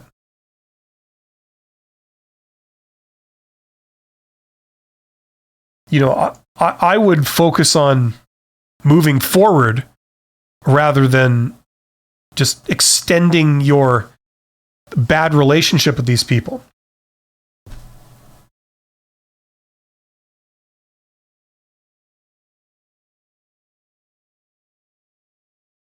And I mean, if that's what you're asking, I can't answer that. I mean, people that have already fired you because they think you're bad, what can you say to them to make them write you a good letter of recommendation? Sorry, I don't think that's worth pursuing personally. I would focus on moving forward. Listen, there are bad companies out there. There are also good companies, but we just don't fit. Okay? They want us to do work that we're not suited for. They want us to be someone we're not, et cetera, et cetera. They want us to compromise our values. There's a whole reason why it just doesn't work out. Right? And a lot of them are not a reflection on you. It's just, a lot of them also can not be a reflection on the company. It's just, it didn't work out. Right? Okay, so that's nobody's fault. But if it doesn't work out, what a lot of people agree is the best thing to do is to just focus on moving on to the next thing and making it a success, right? Instead of dwelling on the failure. And I mean, without knowing all the details, my gut feeling is that you're not like this letter of recommendation. I mean, maybe it's like a local thing in your country. I'm not sure.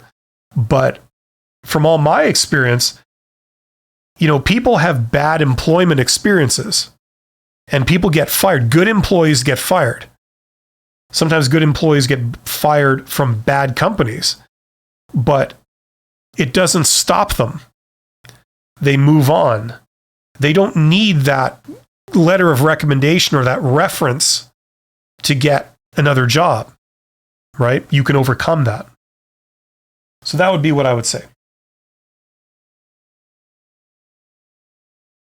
Okay, we're going to take 2 more questions. So here, Pikachu, if that's how you say it. What would you answer for what can you bring to the table? Well, that's just a rewording of why should we hire you, right? Or it's a rewording of what are your strengths, right? That'll be even more of an exact match. So go see my video on what are your strengths. Basically, you tell them that you have everything that they're looking for, right? Because if you're in a job interview, you already meet the technical requirements. We've talked about this previously tonight. They don't invite anyone for an interview who technically doesn't have something mission critical for the job. Okay? They only bring in people to interview if, according to your resume, you have every technical skill you need to do the job, right? So they've already told you what they're looking for. It's a lot of it is written in the job posting, in the section where it says requirements. We're looking for someone with this education. We're looking for someone with this experience. We're looking for someone with these skills. We're looking for someone that has this approach towards work, whatever. They've already given you that. So when they ask you this type of question, you're basically going to go down those things. If they said in the job description that they need someone with an engineering degree, 5 years experience in design, and the ability to use a certain type of CAD program like software, you apply for the job, you go to the interview, and they ask you this question, what can you bring to the table? You could say, well, number 1, I'm a fully qualified engineer, so I can bring that to the table. Number 2, I have 5 years experience working in design, so I can bring all those skills to this job. Number 3, I have experience. I'm a super user when it comes to this type of CAD program, this software. So, I'm up and running on my first day with all that stuff, and then whatever they said, we were looking for someone with this sort of approach to the job. You say, well, and I also think in terms of these, this approach, I bring this type of creative approach or innovative approach, whatever they're looking for. That's what I can bring to the table, right? That's your purpose in the job interview is to communicate to them all these things that you're looking for. I got them. That's what I can bring. I bring all that and some amazing, soft skills. I'm super easy to deal with. I'm really friendly. I have great communication skills. I can collaborate with a lot of people. I don't have any ego issues. I'm always willing to help, and I enjoy this work. And my ambition is to work in a company like this that does this kind of work because I think it's the wave of the future, or whatever reason, right? So all that stuff is good. Okay, so I'm going to answer these questions, and that's going to be it. So, no problem. So, in the eyes of an employer, does online internships and in the eyes of an employer, do online internships and work experience compare equal to offline work? Since in online work, you don't learn office politics and general corporate life. Well, I mean, yes. Yes. Some places will see it that way, and some places will see the opposite of that. Some places will put absolutely no importance on remote work. Other places, it'll be the only thing that matters, and vice versa. We see everything, okay? There isn't just one thing. There isn't just one way of looking at it, okay?